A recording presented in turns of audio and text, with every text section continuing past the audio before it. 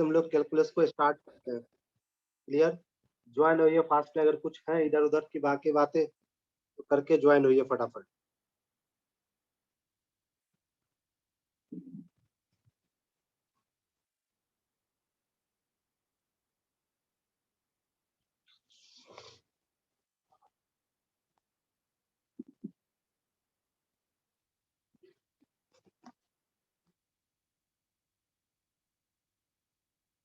Application of derivative.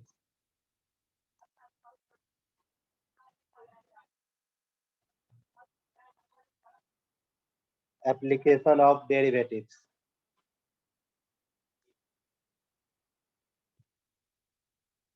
यानी इस step पे हम लोग डिफरेंशिएशन के क्या क्या एप्लीकेशन है उसको हम लोग स्टडी करेंगे। क्लियर ना? जिसमें रेट ऑफ मेजर होगा, फिर आपका टेंजेंट हो जाएगा, नॉर्मल हो जाएगा, उनका एंगल हो जाएगा, रॉस थ्योरम आ जाएगा, मीन वैल्यू थ्योरम आ जाएगा, increasing function, decreasing function, maxima maxima maxima minima, global maxima global minima, इन सभी सारे चैप्टर का हम लोग डिस्कशन इस पार्ट में करेंगे। So we are going to start application of derivatives. बेटा फास्टली ज्वाइन हुई जो बच्चे बाकी है, बाकी जिनको नहीं है। सबसे पहले हम लोग स्टार्ट करते हैं derivative at the rate of change. Derivative at the rate of change.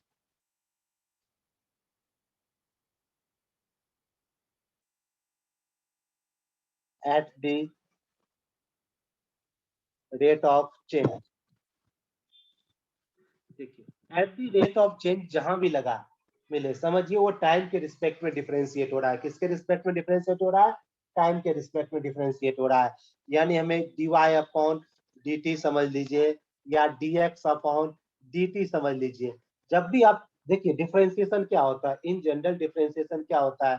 dy upon dx और dx upon dy। Differentiation of y with the respect of x, differentiation of x with the respect of y। यानी एक variable को दूसरे variable के respect में differentiate करते हैं। जब हम लोग रेट ऑफ चेंज की बात करते हैं तो एक वेरिएबल को टाइम के रिस्पेक्ट में डिफरेंशिएट करते हैं, यानी dy अपॉन dx, या वेरिएबल को टाइम के रिस्पेक्ट में तो dx अपॉन dt। यानी जब भी किसी भी वेरिएबल क्वांटिटी को हम टाइम के रिस्पेक्ट में डिफरेंशिएट करते हैं तब आपका होगा derivative at the rate of change. अब इनको समझने की कोशिश करते हैं एक्चुअली ये है क्या। If a variable quantity, if a variable quantity, if a variable quantity y is some function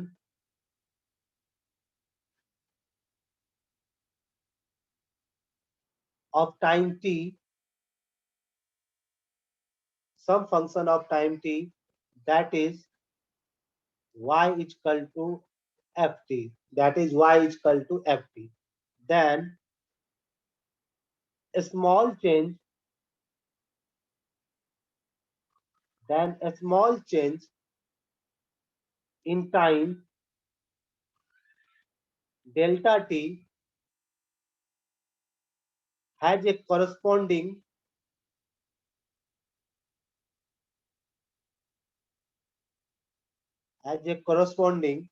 change delta y in y। Clearly ये तो होना ही है। अगर आप टाइम में किसी भी चीज का चेंज कराओगे तो आपके y में भी तो चेंज आना ही चाहना है ना। जैसे इन जनरल एक इक्वेशन पकड़े y is equal to X square. अगर हम x की वैल्यू 1 रखे तो y हमको 1 मिलेगा, x की वैल्यू 2 रखे तो y 4 मिलेगा, x की वैल्यू 3 लेके ना, यानी x में जो चेंज होगा वो हमारा y में भी चेंज आएगा। अगर x को यहाँ टाइम पकड़े यानी x हमारा क्या y का फंक्शन है, y is a function in term of x है ना, तो हमारा अगर x में चेंज हो रहा है तो y में भी चेंज हो रहा है। सिमिलरली यहाँ हमारा क्या है, y is equal to F T, यानी हमारा जो फंक्शन है y t के टर्म में है। अगर हम t में चेंज कराएंगे तो हमारा y भी चेंज हो जाएगा। तो हमारा t में चेंज क्या है, डेल्टा t, तो कोरोस्पोंडिंग y में चेंज क्या होगा, delta y। Therefore thus the average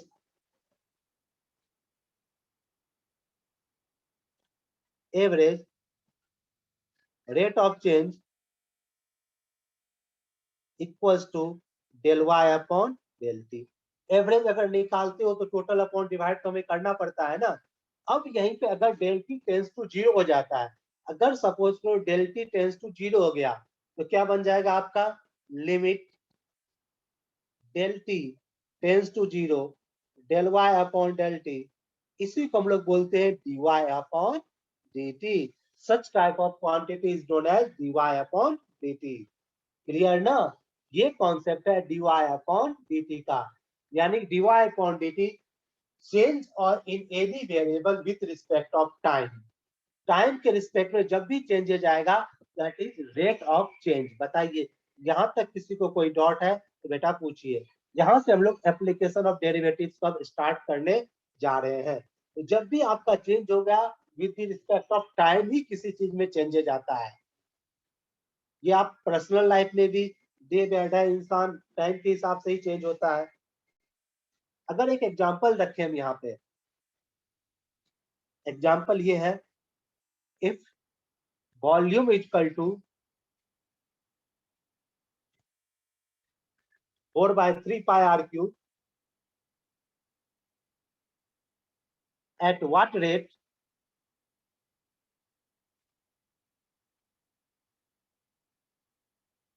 in cubic unit V is V increasing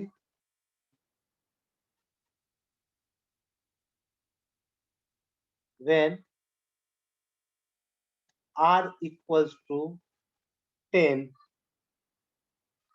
and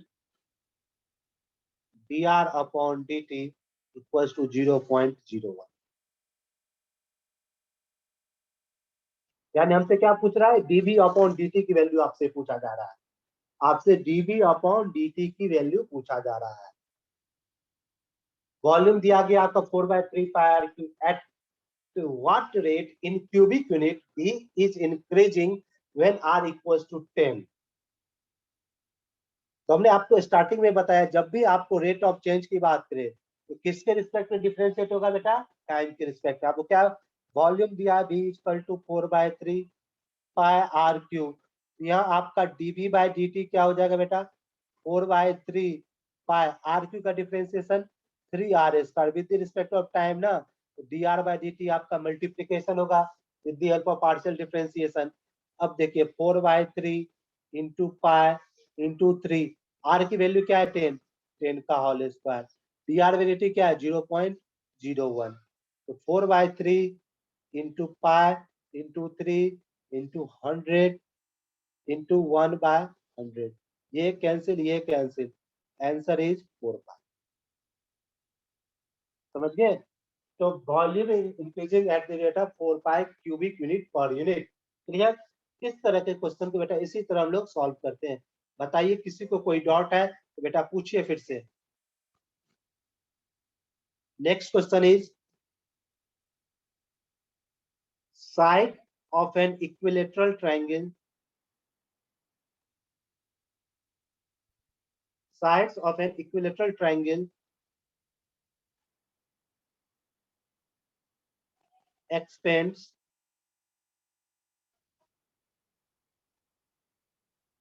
at the rate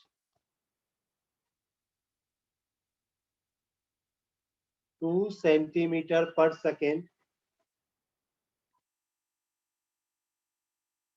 the rate of increase of its area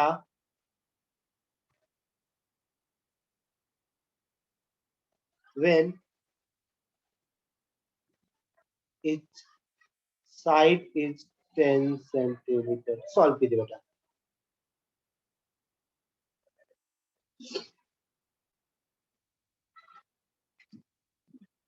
इसका answer दीजिए मैं solve करके।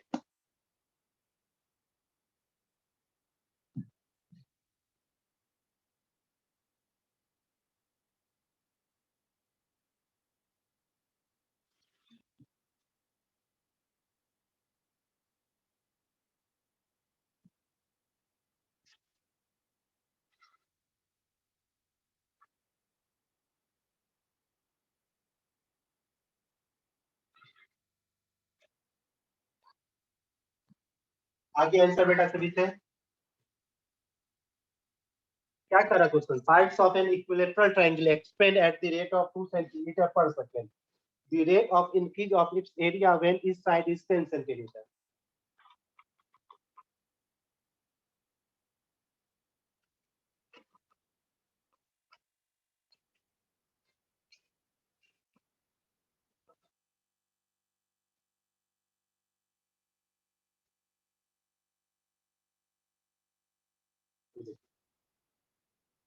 Equilateral triangle का area क्या होता है,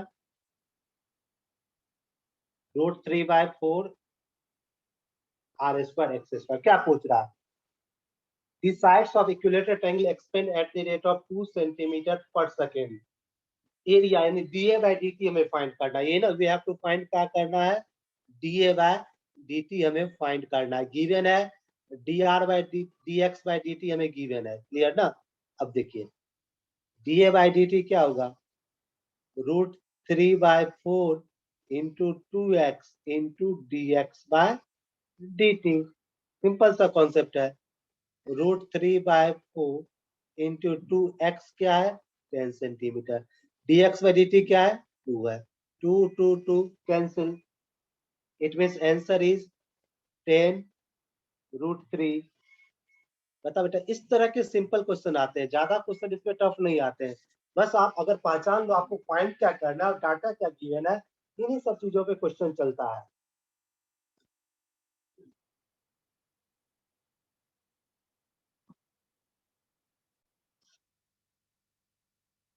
क्लियर ना बेटा, किसी को डॉट है बेटा फटाफट पूछिए।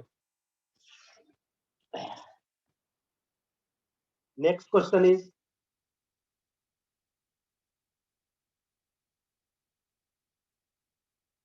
The radius of a sphere, the radius of a sphere is changing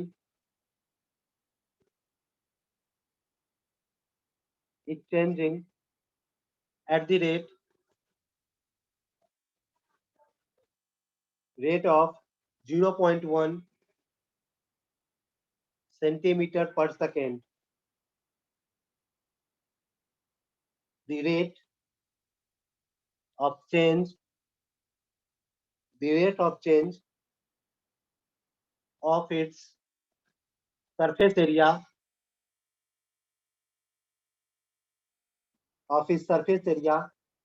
when radius is 200 centimeter.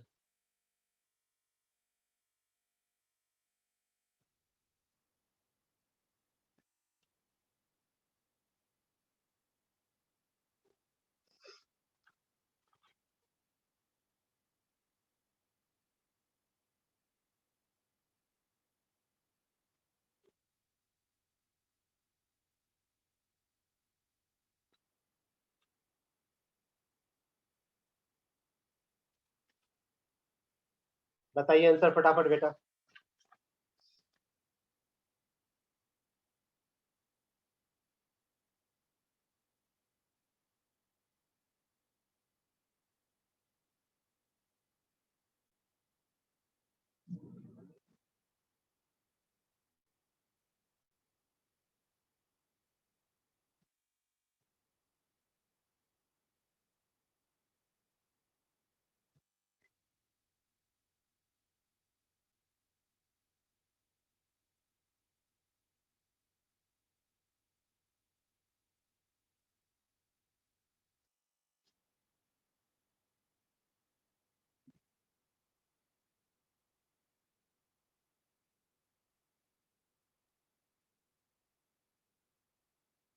देखिए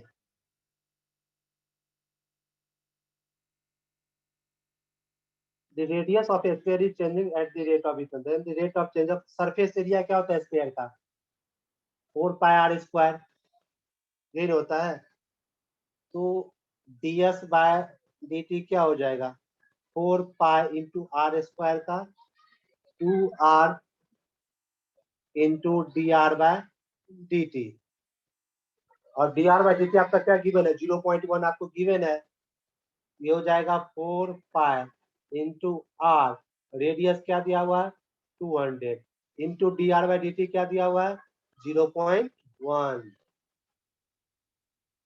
तो यहाँ से आंसर आपको डायरेक्ट मिल गया 165 सेंटीमीटर स्क्वायर पर सेकेंड। इस तरह के सिंपल क्वेश्चन हम लोग को बेटा बनते हैं।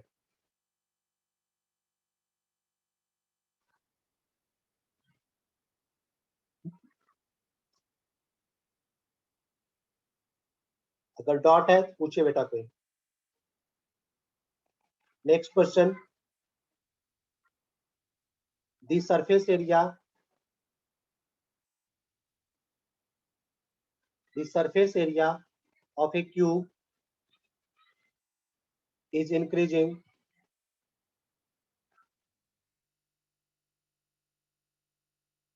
at a rate the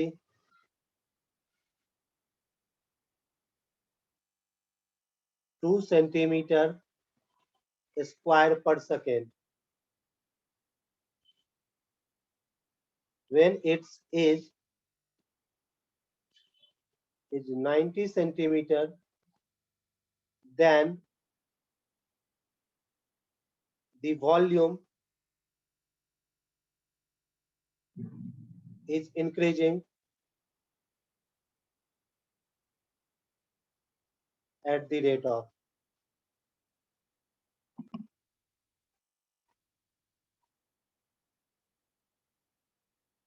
solve कीजिए।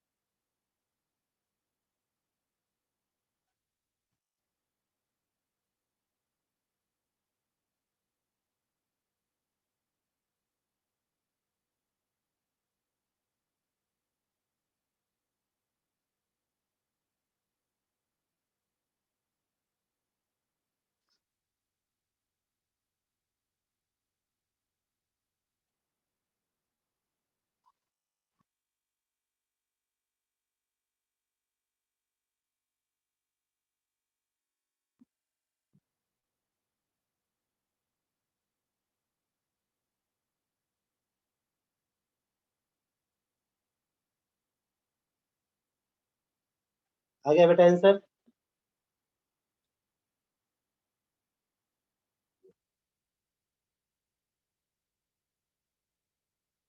क्या दिया हुआ surface area of a cube क्या होता है s equal to 6 x square, x is the side, and volume क्या होता है बेटा।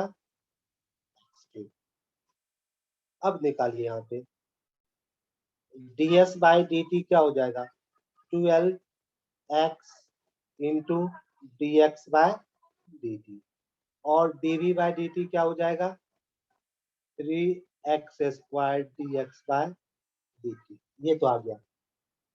The surface area of a cube is increasing at the rate of 2 centimetre पर सेकेंड।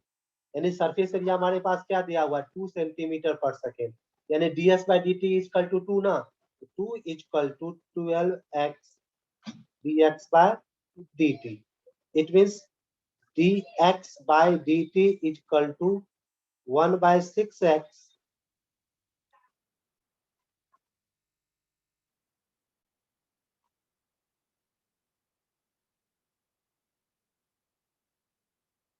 क्लियर ना।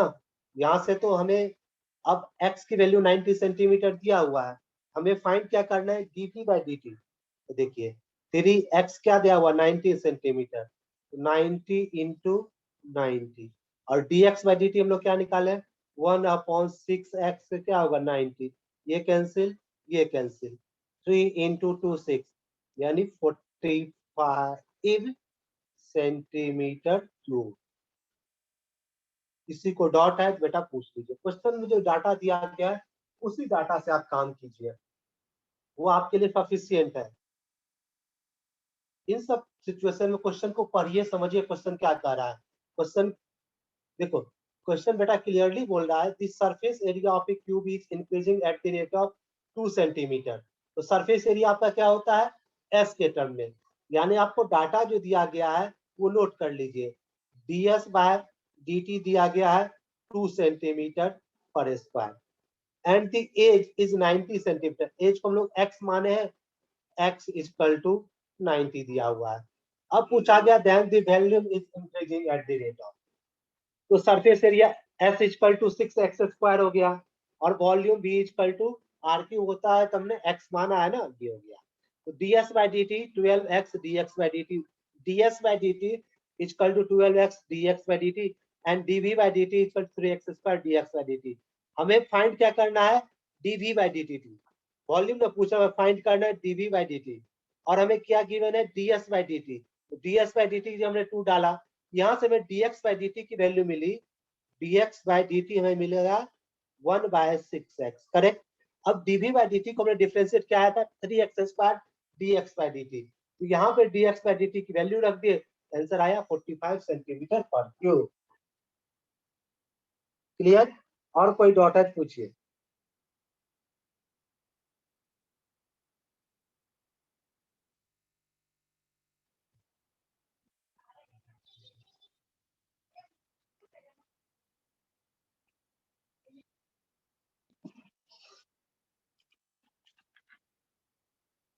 अब जो एप्लीकेशन डेरिवेटिव से नेक्स्ट हमारा पोर्शन या पार्ट है वह slope of tangent.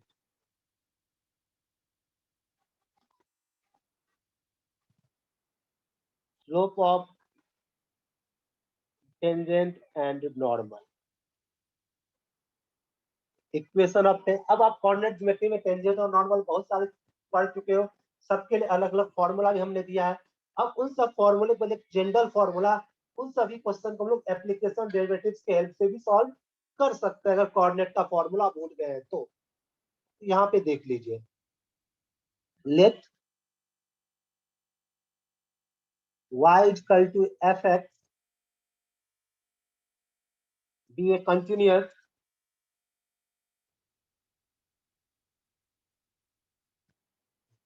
curve and let be x1 y1 be any point, then dy upon dx at the point x1 y1 is slope of tangent to the curve at point, correct ना। हमेशा वो slope of tangent होता है। मान लो अगर इसको आप bye figure देखो, मान लो ये कर्व है y इक्वल टू एफ, अगर ये पॉइंट P है तो आपका ये वाली line it is the slope of the tangent, ये थीटा ना, जिसे हम लोग dy अपॉन dx के नाम से भी जानते हैं। अगर हम एक एग्जांपल रखें इस पे, जैसे कर्व है आपका y equal to 3x square,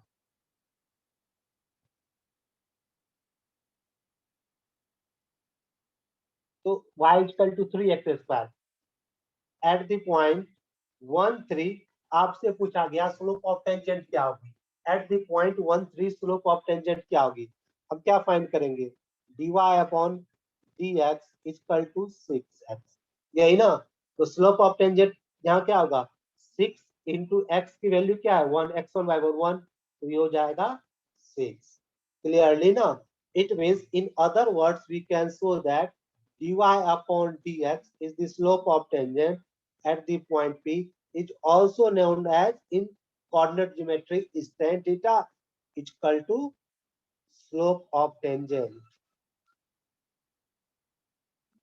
coordinate geometry हम लोग क्या पढ़ते थे, tan थीटा, अब क्या हो जाएगा dy upon dx। क्लियर, कहीं किसी को कोई कंफ्यूजन, यही आती थी स्लोप ऑफ नॉर्मल।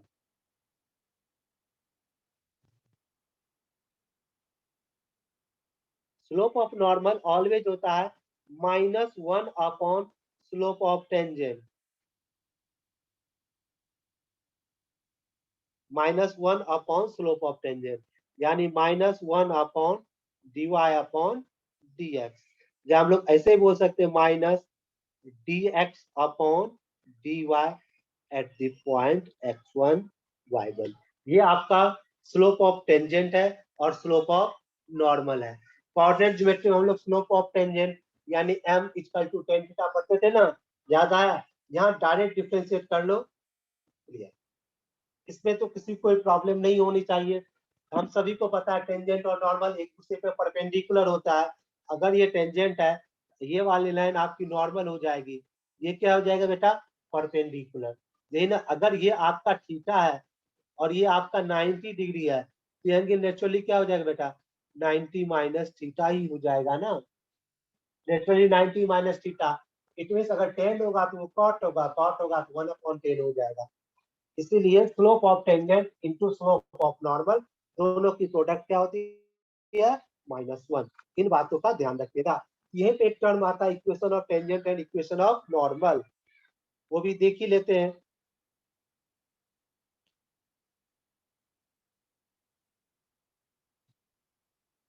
यहाँ तक किसी को कोई दिक्कत नहीं ना?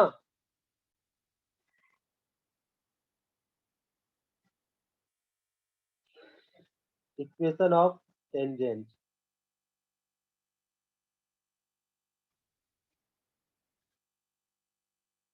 we know that we know that slope of tangent at the point P, x1 y1 equals to m equals to tan theta equal to dy upon dx at the point P. Thus, we can write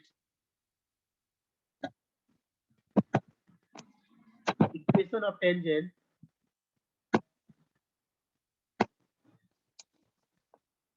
y minus y1 is equal to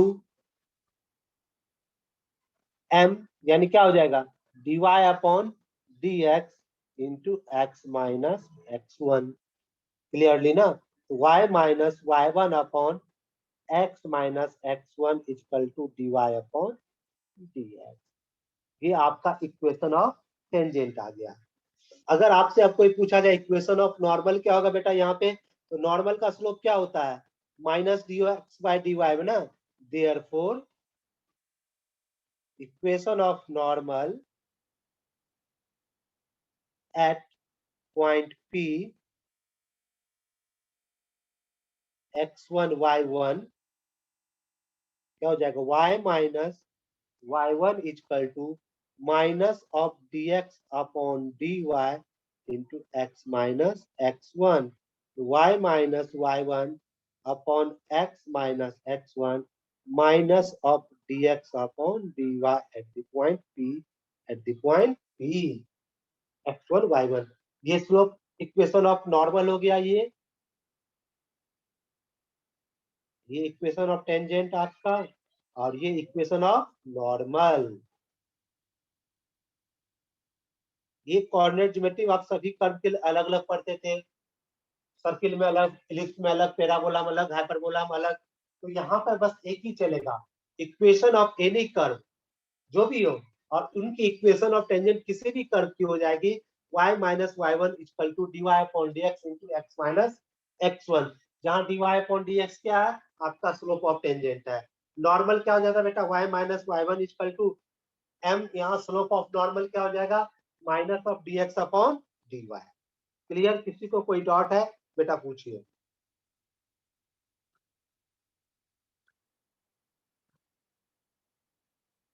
अब यहाँ पे ध्यान रखिए, अब हम लोग general equation में जो हमारा सेकेंड डिग्री का लाइन आया था, ax square plus by square plus 2hxy plus 2gx plus 2fy plus c आया था ना। तो अब इनका इक्वेशन ऑफ टेंजेंट क्या हो जाएगा?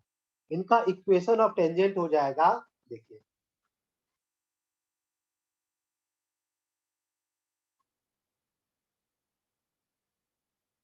a into x1, x square की जगह क्या डालेंगे? x into x1, y square की जगह y into y1 plus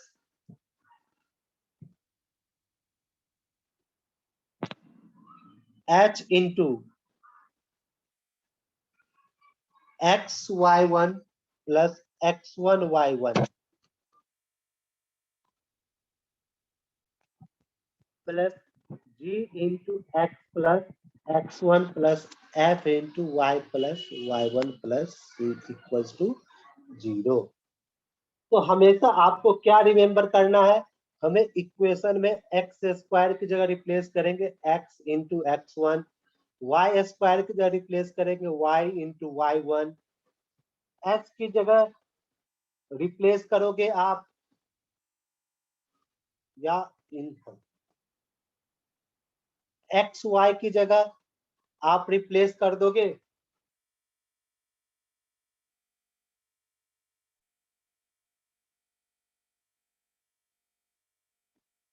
x y one plus x1 y1 by 2, 2x की जगह आप रिप्लेस कर दोगे x प्लस x1। हमने सर्किल मेथड में आपको बताया था 2y की जगह y प्लस y1 रिप्लेस कर दोगे तो एवं इक्वेशन भी आपका इक्वेशन ऑफ टेंजेंट डायरेक्ट आ जाएगा। क्लियर? ये मैंने सर्किल में आपको ये कॉन्सेप्ट बताया था, ध्यान रखिएगा। यहाँ पे एक क्वेश्चन देखते हैं फिर आगे बढ़ते हैं। The equation of tangent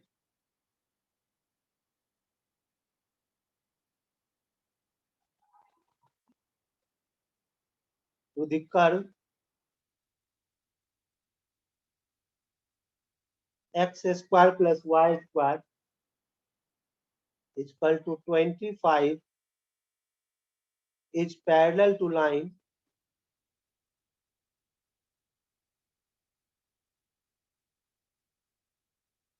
3x minus 4y equal to 7 at the point। आपको पॉइंट की वैल्यू निकालनी है।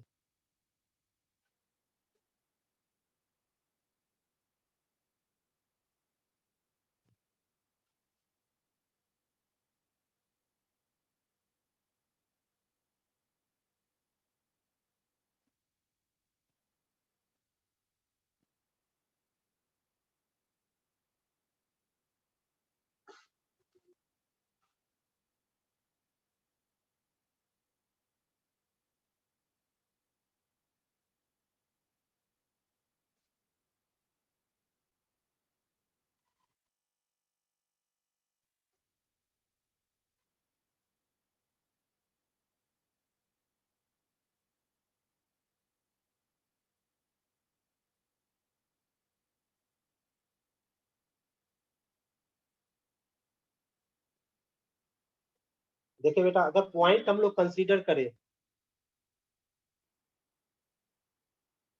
लेट पॉइंट आपका है x1 y1। अब कर्व क्या है? X square plus y square equal to 25। इसका डीवाई अपॉन डीएक्स क्या हो जाएगा? 2x plus 2y d y upon d x equal to 0। तो डीवाई अपॉन डीएक्स क्या हो जाएगा? Minus of 2x upon 2y, यानी कि minus of x1 upon y1 हो जाएगी, यही ना? और जो इस लाइन का टेंजेंट है वो इस लाइन के पैरेलल है, यानी टेंजेंट का स्लोप क्या है? dy upon dx। और इस लाइन का स्लोप क्या होगा? दोनों सेम होगा। And slope of the line क्या बेटा? 3/4, मतलब दोनों इक्वल है ना बेटा। Minus x1 upon y1 equal to 3/4 आया यहाँ से। तो किसी एक की वैल्यू निकाल लेते हैं, -4x1 upon 3, y1 equal to -4x1 upon 3।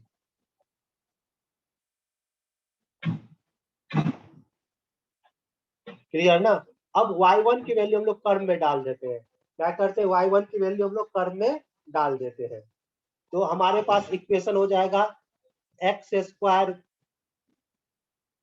Plus y1 की जगह क्या आ जाएगा माइनस, यानी 16x² इक्वल टू 25। तो यहां से आपको x1 और y1 की वैल्यू मिल जाएगी। यहाँ x1 मिलेगा आपको +-3। क्लियर? तो y1 भी आपको मिल जाएगा। So the point is 3 -4 and -3 4। Got it? किसी को कोई कंफ्यूजन है तो बेटा बताइए। इस तरह के भी क्वेश्चन आते हैं जिनको हमें सॉल्व करना पड़ता है। किसी को डाउट है तो बेटा बतलाइए।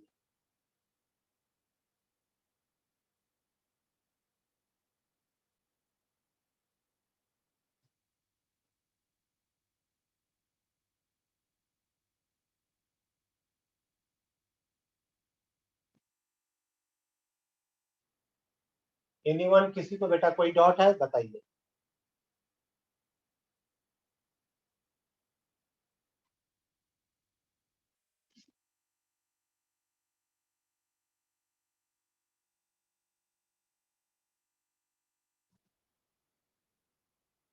Find the slope of tangent and normal at the point 1 to the curve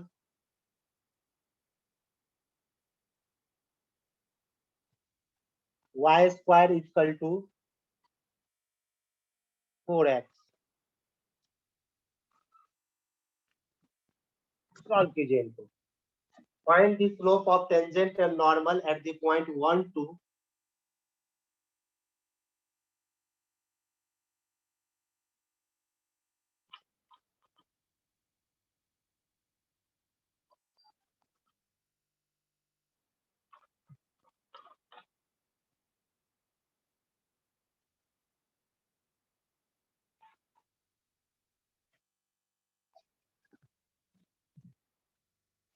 क्या होगा बेटा बताइए।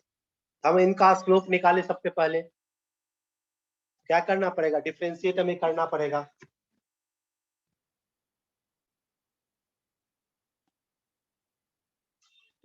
y square equal to 4x है। क्या हो जाएगा 2y dy upon dx equal to क्या हो गया बेटा 4। तो dy अपॉन dx क्या हो गया 4/2y, यानी 2/y। y की वैल्यू यहाँ क्या दिया गया x equal to 1 y equal to 2, यानी 2/2 इक्वल्स टू 1। तो स्लोप ऑफ टेंजेंट क्या हो जाएगा 1।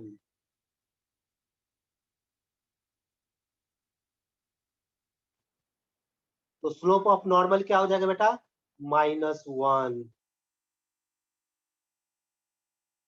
ये होगा 1 upon dx upon dy, 1 and -1। इस तरह के सिंपल क्वेश्चंस की बेटा आता है, इसमें कहीं कोई परेशानी मत रखिए। अब क्वेश्चन कुछ इस टाइप के भी आते हैं, वो भी देख लीजिए।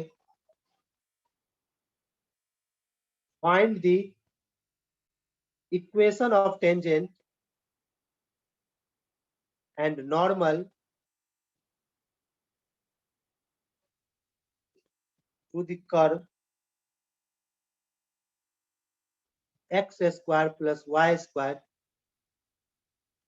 is equal to 25 at the point of 4 and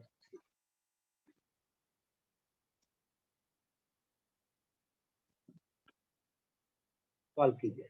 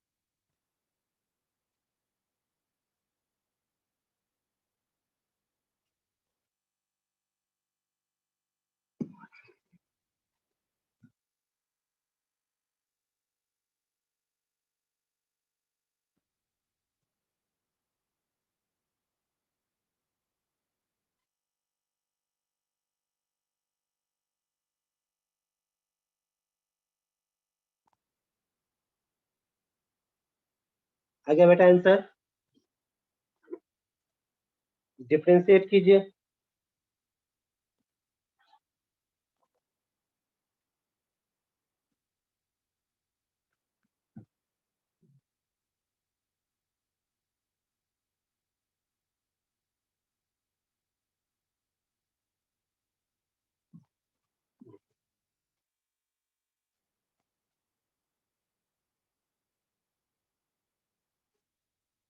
differentiation क्या होगा? 2x plus 2y dy upon dx equals to 0 implies dy upon dx equal to minus of x by y। x क्या है? 4/3, यानी स्लोप ऑफ टेंजेंट क्या होगा? -4/3। Slope of normal क्या हो जाएगा? 3/4। इक्वेशन ऑफ टेंजेंट देखते हैं। y minus y1 y minus 3 -4/3 into x minus 4 solve कर लेते हैं। 3y minus 9 -4x plus 16 it means 4x plus 3y equals to 25। यही ना? अब इक्वेशन ऑफ नॉर्मल अगर आप देखोगे तो ये हो जाएगा इक्वेशन ऑफ नॉर्मल। ये क्या हो जाएगा? y minus 3 equal to slope क्या हो जाएगा? 3/4 इंटू एक्स माइनस 4। तो 4y minus 9 equal to 3x minus 12। 3x minus 4y minus 3 equals to 0। ये टेंजेंट और ये नॉर्मल। इस तरह के क्वेश्चन के लिए भी अलर्ट रहना चाहिए। जब भी आपको इक्वेशन पूछे, चाहे जो भी पूछे, पहले आप स्लोप निकालिए। dy upon dx is the slope of tangent. Equation इसका हो जाएगा y minus y1 equal to dy upon dx into x minus x1। अगर नॉर्मल पूछा जाए तो स्लोप ऑफ नॉर्मल निकालिए, that is -1 upon dy upon dx या minus of dx upon dy। फिर equation of normal y minus y1 equal to minus of dx upon dy into x minus x1, that is the equation. इस तरह के question को solve करना चाहिए। Clear? कोई dot है तो बेटा पूछिए।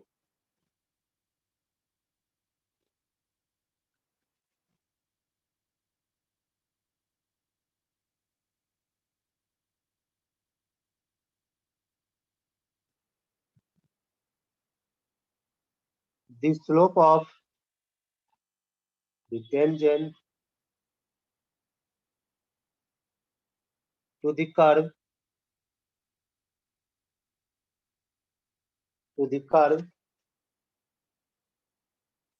x equal to t square plus 3t minus 8 y equal to 2t square minus 2t minus 5 at t equals to 2। Solve कीजिए।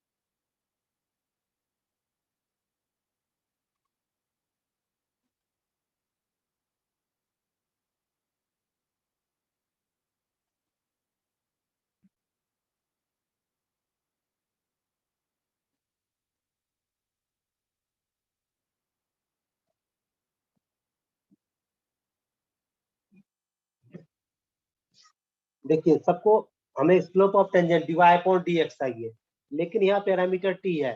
डिफरेंशिएशन पहले में dx अपॉन dt फाइंड करना, फिर dy upon dt, then dy upon dx find करना है।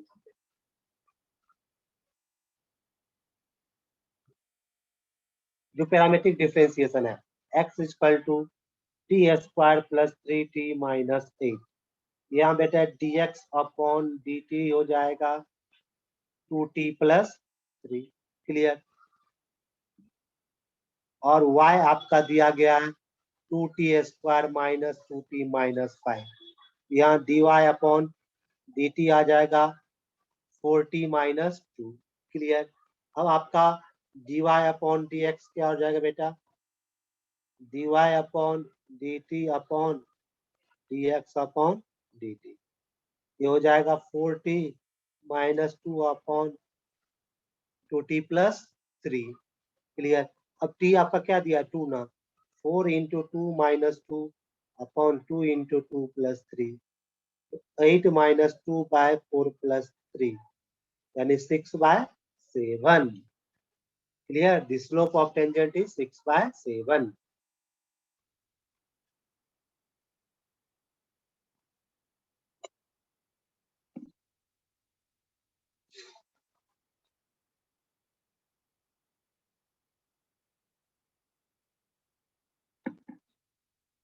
Clear. और किसी को कोई डाउट है बेटा पूछो।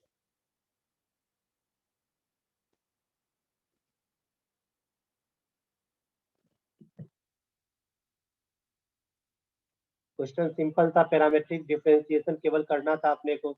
Parametric differentiation dx by dt find किए, फिर dy अपॉन dt फाइंड किए, फिर आपका dy अपॉन dx क्या हो गया? dy upon dt and dx upon dt।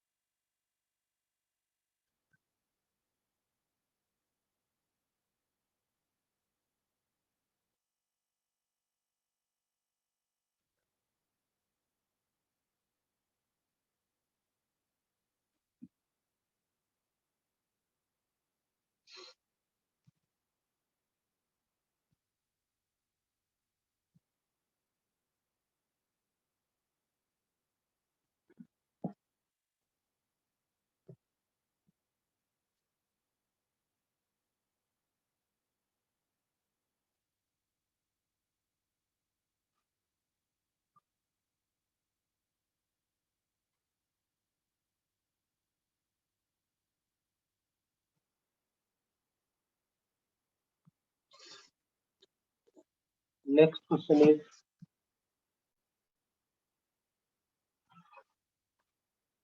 The tangent to the curve 5x² plus y² is equal to 1 at 1 by 3 minus 2 by 3 passes through the point option A 0 0, option B 1 minus 1, option C minus 1 1, option D none।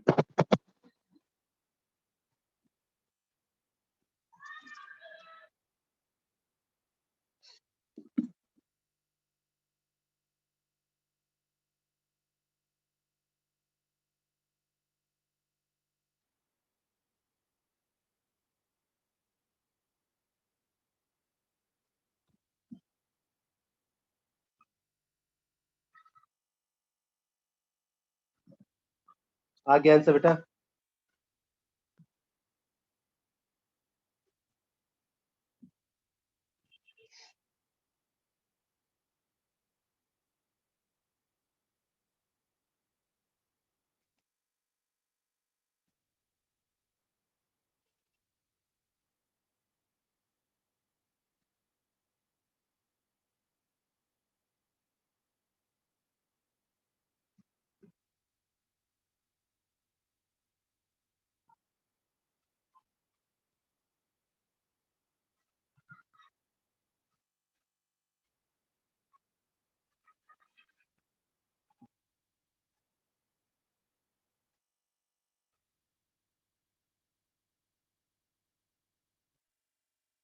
Question क्या पूछा, दी tangent to the curve, इस point पे tangent में find कीजिए और वो किस और पॉइंट से पास करेगी इन चार में से, वो आप बताइए। देखिए आपका इक्वेशन क्या है, 5x² plus y square equal to 1, ये क्या हो जाएगा 10x plus 2y dy upon dx equals to 0। तो dy अपॉन dx क्या हो जाएगा बेटा, -10x अपॉन 2y, तो -5x अपॉन y, x क्या दिया हुआ है 1/3, y क्या दिया हुआ है -2/3, ये हो जाएगा स्लोप क्या हो जाएगा 5/2। इक्वेशन ऑफ टेंजेंट क्या हो जाएगा बेटा, यहाँ पे इक्वेशन ऑफ टेंजेंट हो जाएगी y माइनस y1 यानी 2/3 equals to m 5/2 into x minus 1/3। अब देखिए y plus 2/3 into 2 equal to 5 into x minus 1/3, यही ना, ये हो जाएगा 2y plus 4/3 equals to 5x minus 5/3। It means 5x minus 2y minus 3 equals to 0। अब देखिए ऑप्शन रखिए 0 0 सेटिस्फाइड नहीं करेगा, B option x equal to 1 y equal to -1 satisfied नहीं करेगा, सी ऑप्शन भी नहीं करेगा, तो डी नन ऑफ एक्चुअली ये पास करेगा x equal to 1 and y equal to 1 से, 5 - 2 3 इससे पास करेगा, तो option D is none of this correct. बताइए, तो यहाँ तक किसी को कोई दिक्कत है तो बेटा पूछिए, अगर यहाँ तक किसी को किसी भी पॉइंट पे डाउट है बेटा पूछ सकते हो। इफ एनीवन, किसी को भी यहाँ तक कोई भी डाउट है बेटा पूछिए।